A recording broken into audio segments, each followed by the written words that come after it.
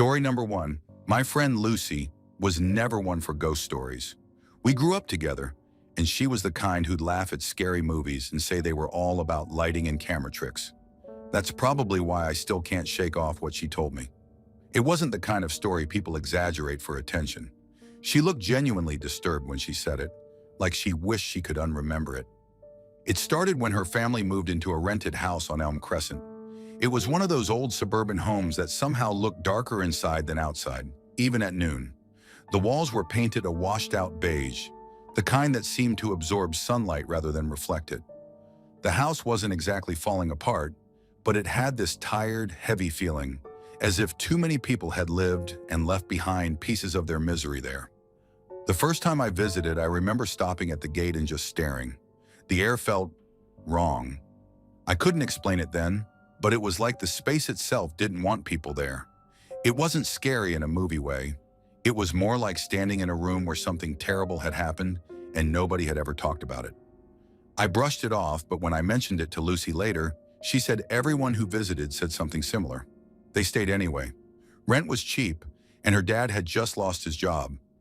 At first, the family tried to laugh off the weirdness, the constant creaks, the faint smell of something metallic in the corridor at night, the random cold spots that would make your breath visible in the air. They blamed old pipes, bad insulation, and rats. But the feeling didn't go away. It grew heavier, like the house was slowly waking up. Lucy said she started to notice subtle things that didn't make sense. Clothes she hadn't worn would end up folded neatly on her bed. Family photos would tilt on their own, always to the same angle. Her mom's perfume would drift through the hallway late at night when her mom was asleep.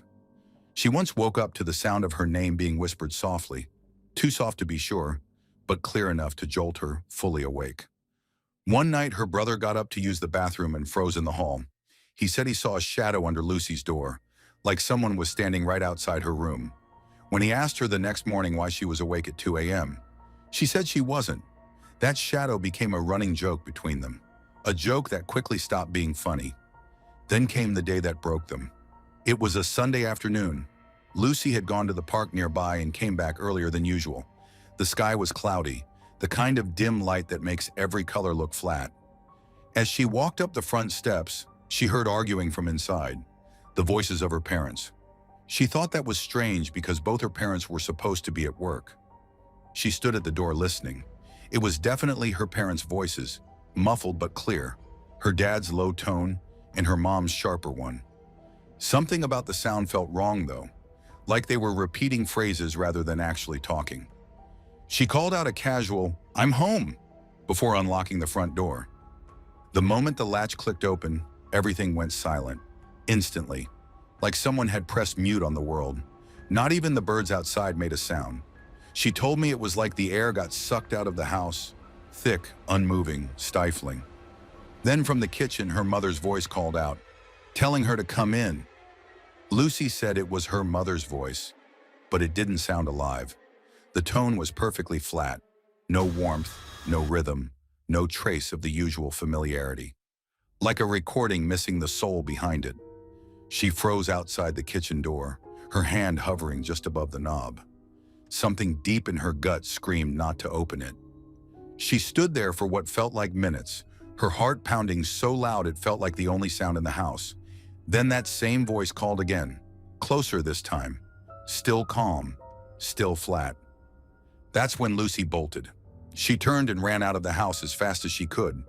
When she reached the gate and turned back, she saw movement in the lounge window. Her mother was standing there, or at least, something that looked exactly like her mother. Lucy said she'll never forget that face. It wasn't wrong in an obvious way. The proportions, the features, everything matched perfectly. But there was nothing behind the eyes, no emotion, no flicker of recognition. Just a hollow stare fixed in her direction, but not really seeing her. She stood there for a second, frozen in shock, until her brain caught up with what her eyes were seeing. Then she screamed and ran straight down the street to her mother's office, crying and shaking. Her mother was there the entire time, sitting at her desk, confused by her daughter's panic. Later, when they went back with her father, everything in the house was just as she'd left it.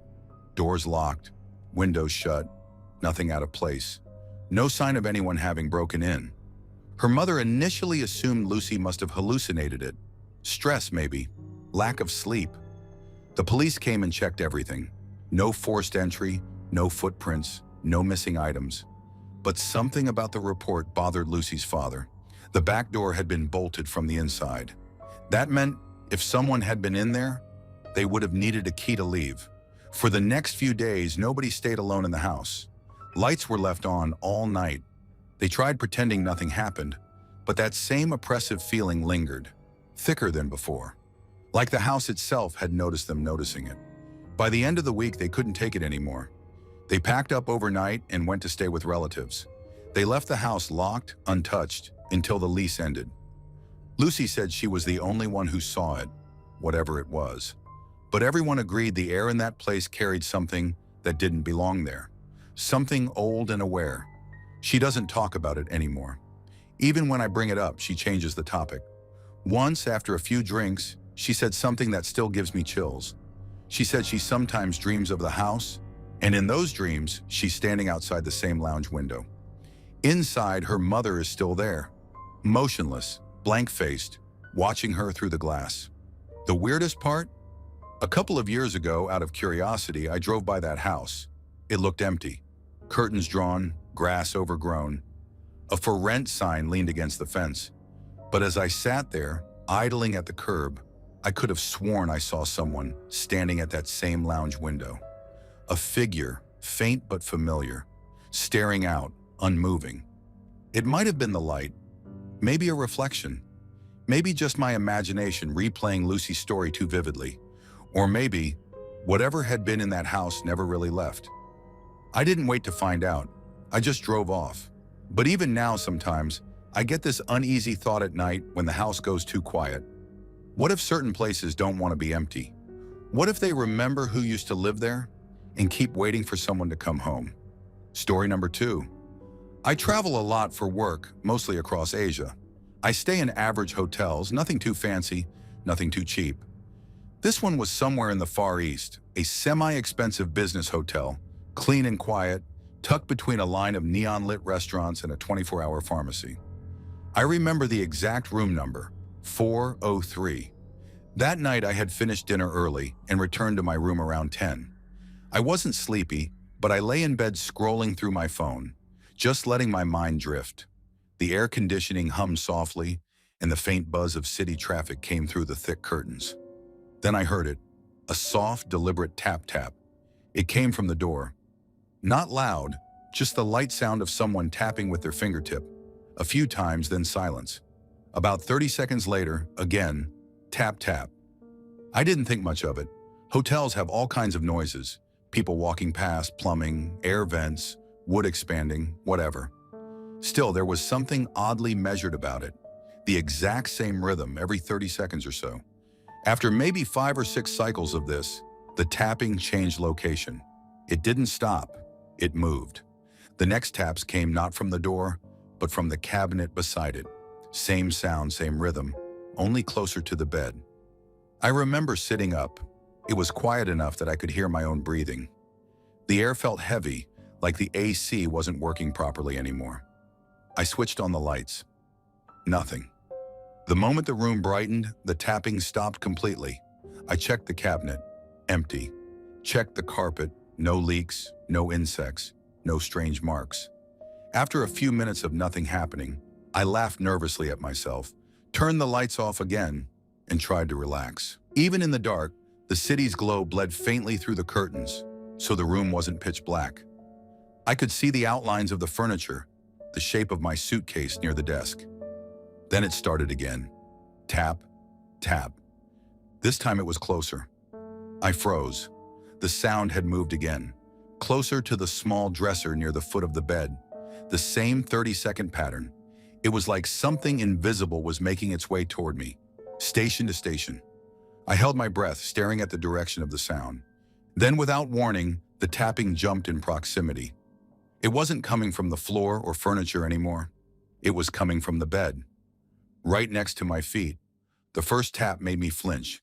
It wasn't just sound. I felt it. Like a light, cold droplet landing on the blanket. Then another, and another, tap, tap, tap.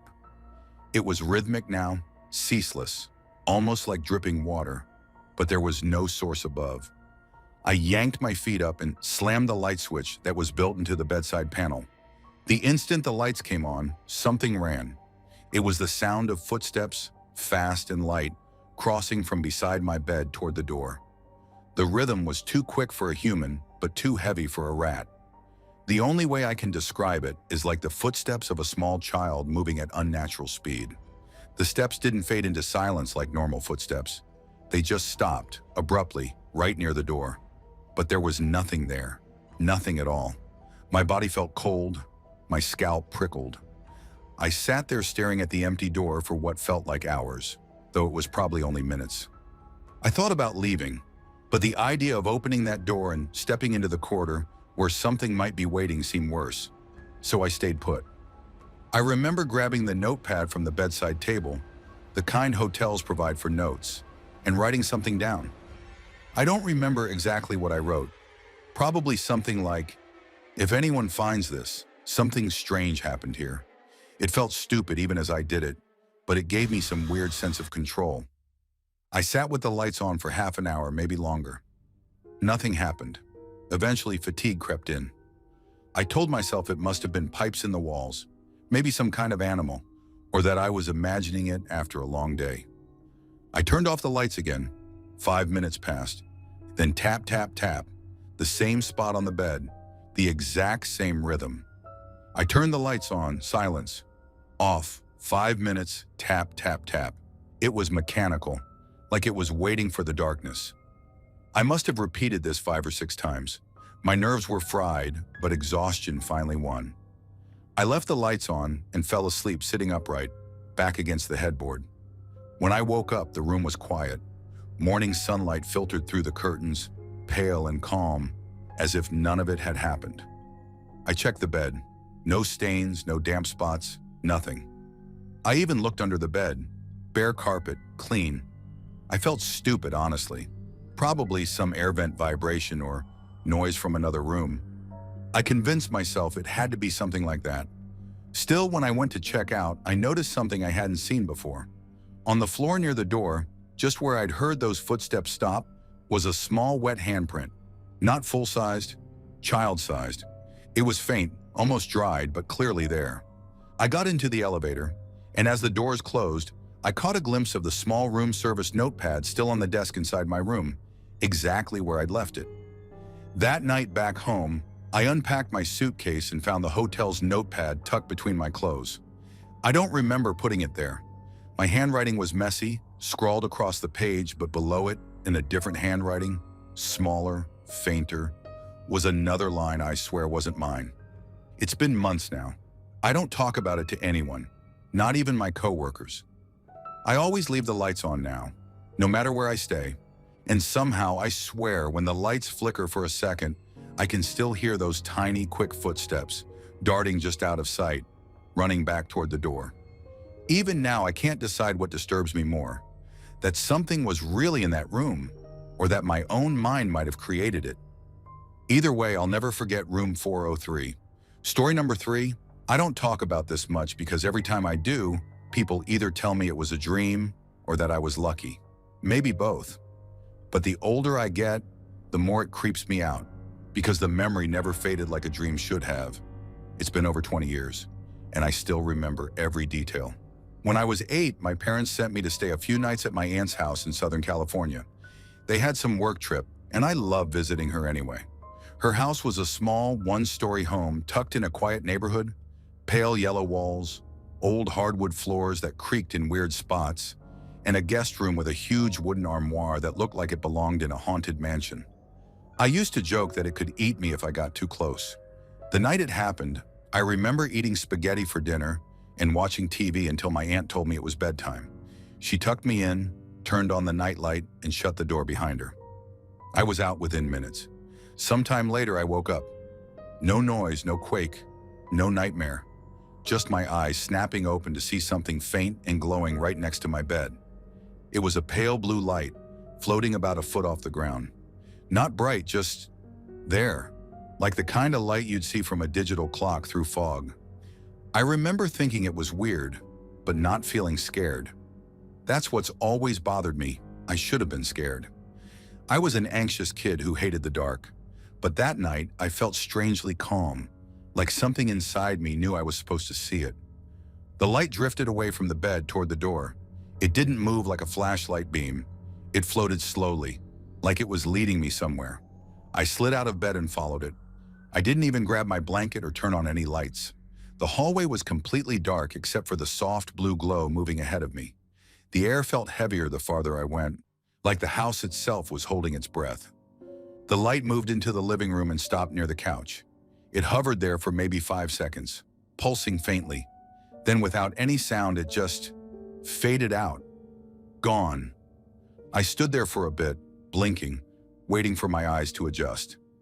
I thought maybe it was some weird trick from my aunt's clock or TV reflection, but the room was empty.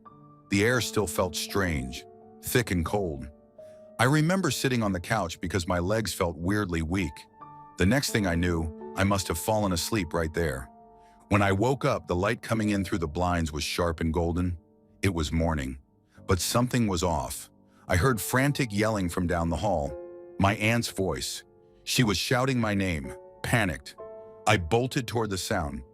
When I ran into the guest room, my aunt and uncle were standing beside the bed, pale and shaken. The massive armoire that stood at the foot of the bed had toppled forward, completely collapsed, right onto the mattress where I'd been sleeping. The thing was ancient, probably 200 pounds of solid wood. It must have fallen with serious force because one of the bedposts had cracked. My aunt looked like she was about to cry when she saw me standing there. I hadn't felt anything. I was such a heavy sleeper that they assumed I'd been under that thing. She said she'd screamed when she saw the mess and thought I was crushed underneath it. They were seconds away from calling 911 when I came running in from the living room. At the time, everyone brushed it off as a lucky coincidence. My aunt said I must have wandered out of the room, and when she mentioned sleepwalking, I remember nodding just to end the conversation. But I never sleepwalked before, not once, and I never did after. For years, I told myself it had to be a dream, that I imagined the blue light and maybe got up without realizing it. But every version I try to rationalize still leaves something that doesn't fit. For one, my aunt's living room had no electronics or clocks that glowed blue. She was old-fashioned, no cable box, not even a microwave with a display. And the way that light moved, smooth, deliberate, almost curious, it wasn't like anything mechanical. And then there's the feeling, that eerie calmness when I saw it. It wasn't comforting exactly. It was like my brain had been muted. I just followed, as if that was the only thing I could do. Sometimes I think about the timing. If the light hadn't appeared, I would have been asleep in that bed. The armoire would have landed right where my chest and head were. My aunt kept that armoire for years, though she moved it into the garage after the incident. A few years later, she said she'd found deep gouge marks along its backside, like claw scrapes, uneven and shallow, as if something had been dragged along it. She said maybe rats had gotten in, or maybe it was from the move. I pretended to agree. I didn't visit much after that. As an adult, I went back once, after my aunt passed away and my uncle was selling the place. Walking in felt like stepping into a memory I shouldn't disturb. The house smelled the same, dust, wood polish, and something faintly sour. The guest room was empty, just a rectangular mark in the carpet where the armoire had stood. The walls were faded, but there was a patch of darker paint near the floorboards, right where the bed used to be. Like something had stained it long ago, and they'd tried to scrub it away. I didn't stay long. I checked the living room before leaving, standing by the same couch where I'd fallen asleep as a kid. The light through the window looked almost bluish in the reflection of the TV screen. For a second, it made my stomach drop. I told myself it was just sunlight bouncing off a neighbor's pool. But even as I walked out, I swear the reflection flickered, like something small and faint was still moving just out of sight. People always give explanations when I tell this story. Maybe they're all right, but what gets me is that feeling, that calm, unnatural stillness right before following it. I've felt fear before, confusion, even awe, but that night felt like being gently guided. Sometimes when I'm half asleep, especially during storms or small tremors, I think I see that same faint blue shimmer at the edge of my vision. Never bright, never clear. Just there. It fades before I can focus on it. Maybe it was just a dream. Maybe it was luck. Or maybe, for reasons I'll never understand, something small and silent wanted me off that bed that night. Whatever it was, it saved me. And sometimes when the lights are out and the air feels too still, I wish it hadn't.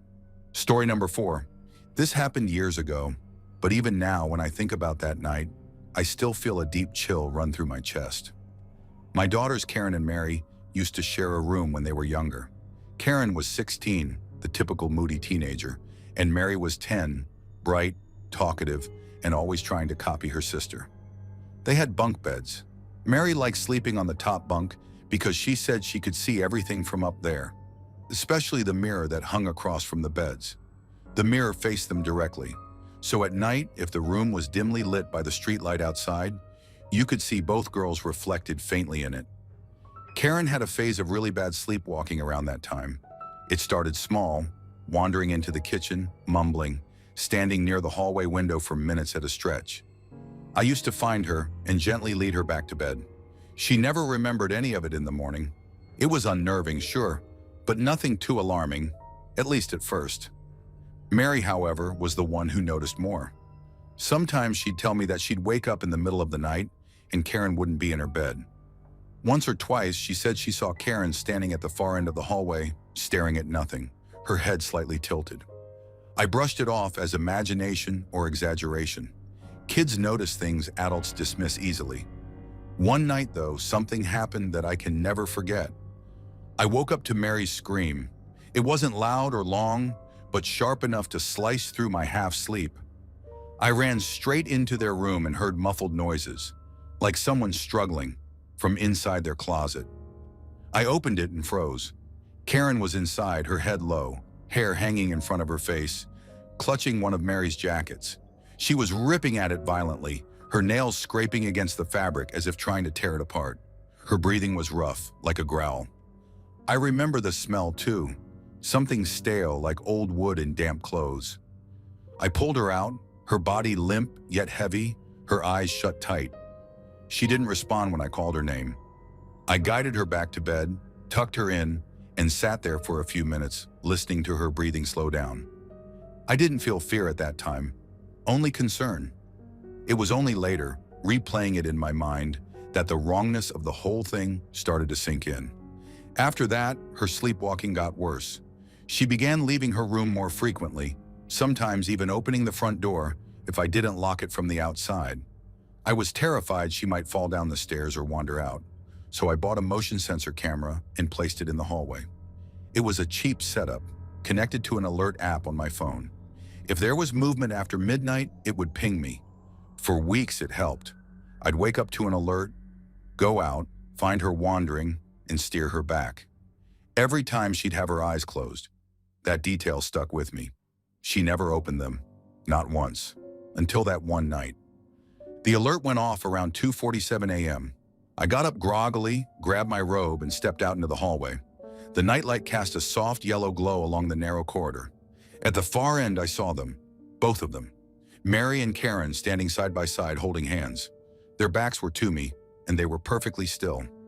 At first, I thought Mary had woken up and found Karen again. That would have been typical of her, to take charge, to help. I told her softly to bring her sister back to bed. She didn't move. I stepped closer and called again. Nothing.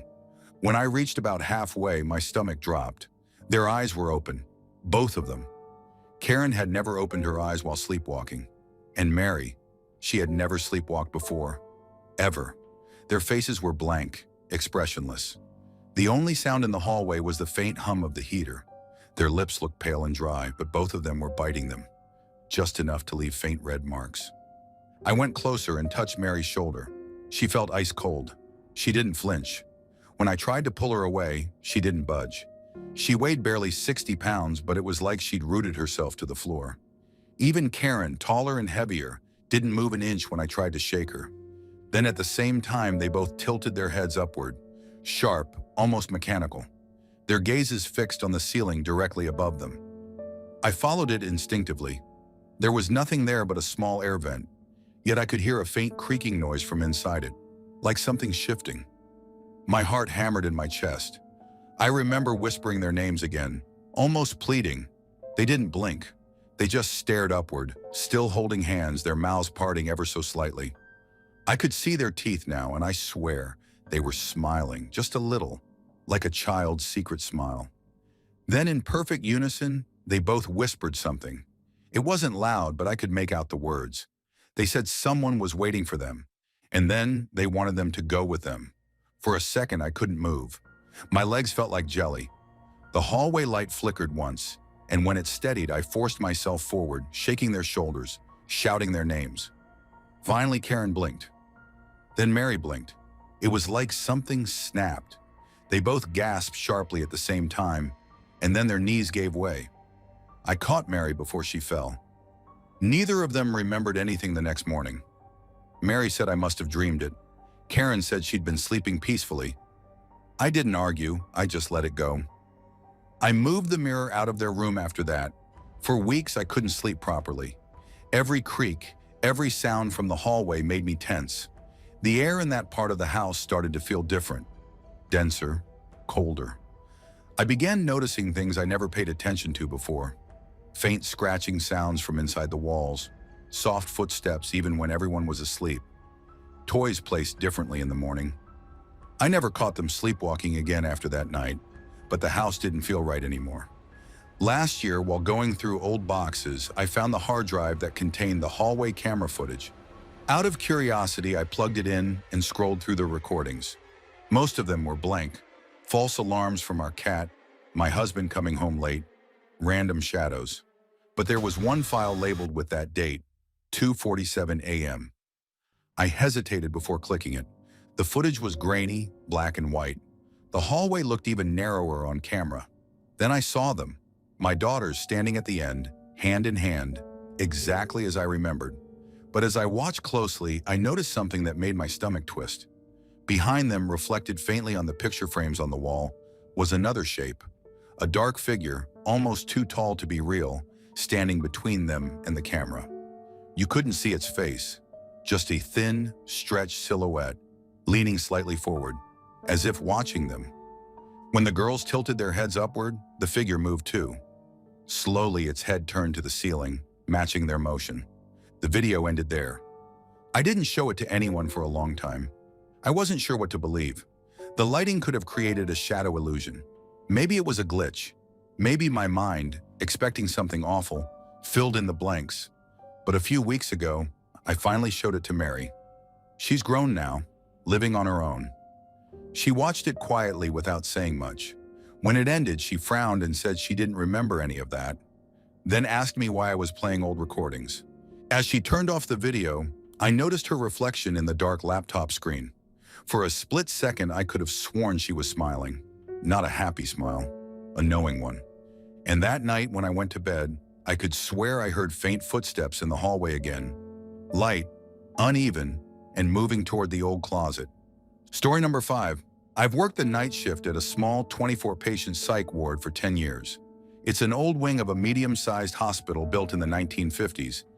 Long corridors, yellowed linoleum floors, paint that never quite stops peeling. Everyone always said the ward was haunted. You hear things like that in hospitals all the time. Death, misery, and long nights tend to make people imagine shadows where there are none. I used to laugh it off until that one night. It was around 1 a.m. when 2 of the techs came up to the nurses' station. Both looked pale, jittery. One was assigned to direct observation of a sleeping patient in room 610. They said they saw a shadow person walk right out of that room, move down the hall, and slip into the assistant director's office. I almost rolled my eyes, but their faces stopped me. They weren't playing. I glanced at the monitor. Every room had a camera feed. No sign of movement anywhere. No one walking, no figures crossing the hall. But something did catch my attention.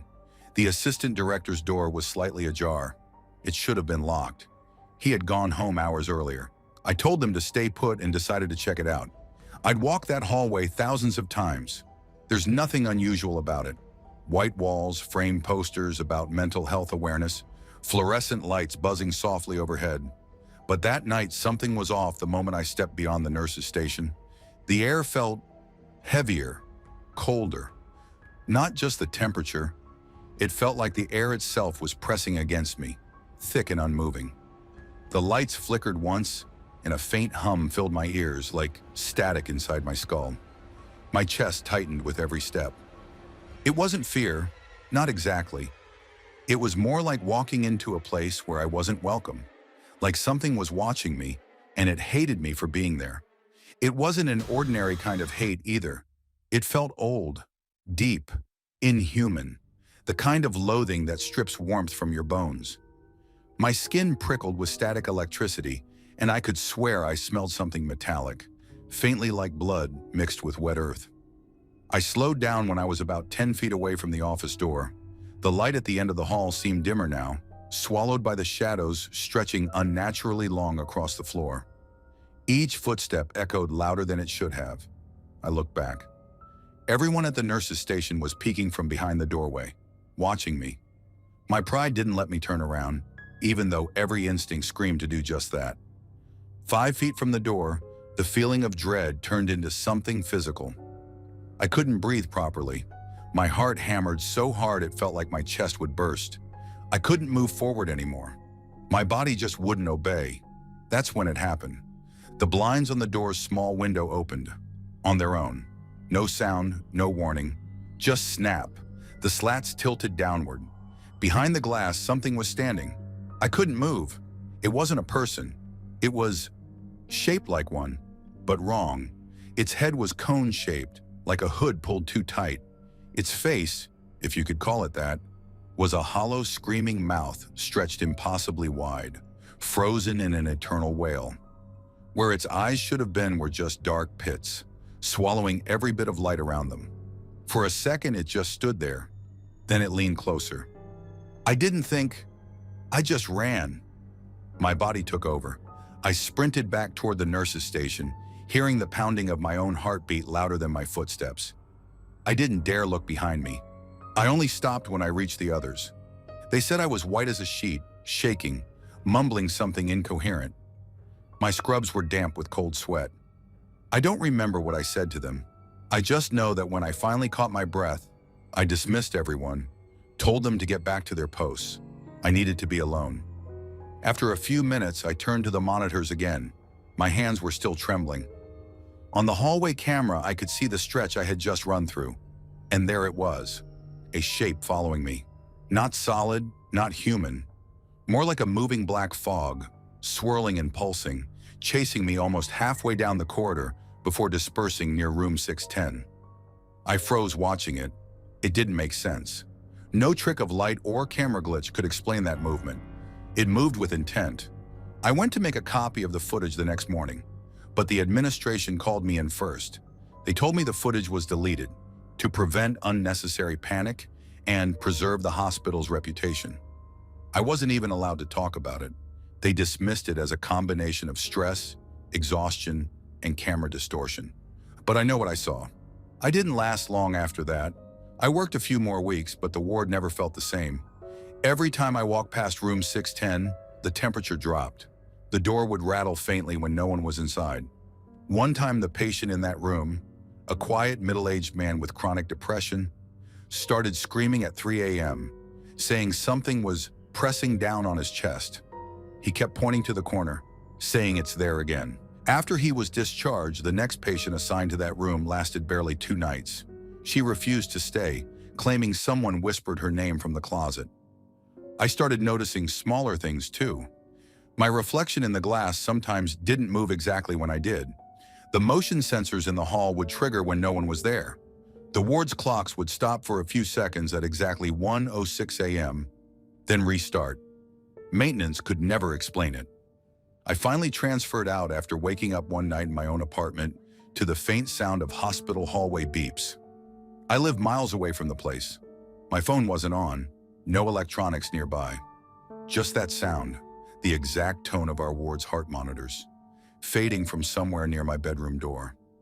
A month later, a new nurse took over my old shift. She texted me one night out of nowhere, said she'd been warned about the room 610 thing. I didn't reply. I couldn't. But she sent one more message. Just a blurry photo from her hallway camera monitor. a dark mist standing outside the assistant director's office, the same spot I saw it years ago.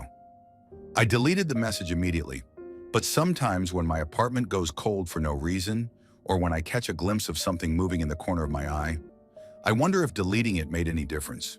Maybe it never stayed there. Maybe it just followed whoever looked at it for too long. Lately, when I walk past mirrors, I sometimes see that cone-shaped head, just for a fraction of a second, right behind me. And sometimes, in the quiet moments between sleep and waking, I can still feel that same heavy pressure in the air. That same pure, undiluted hate. Like it's reminding me that I never should have walked down that hallway, and that it never really stopped watching. Story number 6. My house was built in 1904, a simple wood frame place sitting on a concrete block foundation. It creaks when you walk, smells like damp wood after the rain, and makes sounds that I've gotten used to over the years. I've been living here for about 12 years, long enough to know every odd groan and whine this place makes. But there are some things about this house that none of us ever really got used to. Of all the weird experiences we've had, doors closing, faint knocks, strange drafts, there's one that still sticks with me, mostly because it didn't happen to me directly, but to my brother. And the way he told it, it sounded too specific, too detailed to just be nerves or imagination. It happened about 10 years ago. My brother had a garage band with his friends. They played Spanish rock, mostly covers, and they used to practice in our basement every Sunday afternoon. You could hear the muffled thump of drums and distorted guitar coming up through the floorboards while I tried to get some sleep before my graveyard shift. They usually wrapped up around 8 in the evening, just as I'd be getting up to leave for work. The fall days were already getting shorter by then, and it would be dark outside when they started packing up. The basement wasn't the clean, finished kind. It was an old mess of uneven flooring, rusty pipes, low ceilings, and makeshift partitions that turned it into a maze of shadows. That evening, they decided to go hang out at one of the other guys' houses after practice. My brother handed his truck keys to his friend to start loading up the instruments. Everyone else filed out through the basement stairs, into the kitchen, down the narrow hall, and out the front door. He stayed behind for a second to make sure they hadn't left anything plugged in. That's when he remembered the takeout pancakes he'd left on one of the speakers in the back corner of the basement. He told me later that he almost didn't go back for them. It was dark down there, and the single bare bulb in the middle of the room threw long, shifting shadows against the partitions. But he figured he'd just grab the container quickly and head out. He said that when he stepped back into the basement, it felt different, stiller somehow. The air was thick, almost heavy, and the silence pressed against his ears. He walked down the center path between the partitions, the sound of his footsteps echoing faintly. He reached for the container on the speaker when something flickered in his peripheral vision. It wasn't movement exactly, more like the sense that something tall and solid was standing just outside his line of sight. He turned his head slightly, but there was nothing there. Still, his whole body tensed up. The kind of dread that doesn't come from thinking, but from something deeper, instinctive. He told me later that the feeling got worse the longer he stood there, like the air behind him was vibrating. We were raised to believe that if you ever feel a bad presence, you either pray or swear at it to show you're not afraid. My brother isn't the praying type, so he muttered a curse under his breath and turned to leave.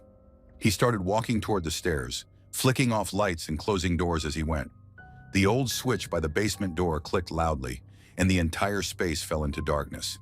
He climbed the wooden steps, which groaned under his weight, and entered the kitchen, shutting the door behind him. The only light now came from the living room window, where a yellowish glow from the street lamp outside spilled through the lace curtains.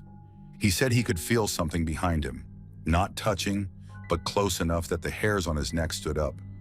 His heart was pounding, but he didn't look back.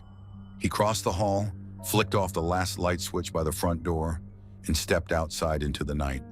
The cool air hit him, and for a moment, the tension lifted. He jogged down the porch steps, clutching his pancake container, and made his way down the path to the truck parked near the front gate. The headlights were already on, his friends inside, the engine idling softly. He said that by the time he reached the truck, he'd almost laughed at himself. The house behind him stood quiet, the windows black. He chalked it up to shadows in his own tired mind. He climbed into the driver's seat, tossed the pancakes onto the dashboard, and buckled up. That's when his friend asked who was coming with them. My brother told them I had already left for work, that the car wasn't even in the driveway. But his friend frowned and said something that froze him cold. He said that when my brother walked out of the house, someone had been walking right behind him, close enough that the figure's shadow had stretched across the porch light. My brother swore no one had been there. The door had closed behind him, but everyone in the truck agreed they'd seen another shape, a dark, human-shaped shadow, just a step behind him. Then as the porch light flickered, it was gone. He didn't go back into the house that night. When he told me this later, I laughed it off, said it was probably the way the light hit him, or maybe his own shadow cast weirdly by the porch lamp. But the way his voice cracked when he said it didn't look like his shadow, that it was too tall, and it stopped moving when he did, I couldn't shake it. Over the next few months, other strange things started happening, small at first. Footsteps in the hallway when no one was home, the sound of the basement door opening at night, my keys turning up on the basement steps, even though I hadn't gone down there in days. Once, when I came home late, I saw a dim light in the basement window, flickering like someone had turned on the old hanging bulb. I went to check, but when I opened the door, the switch was off.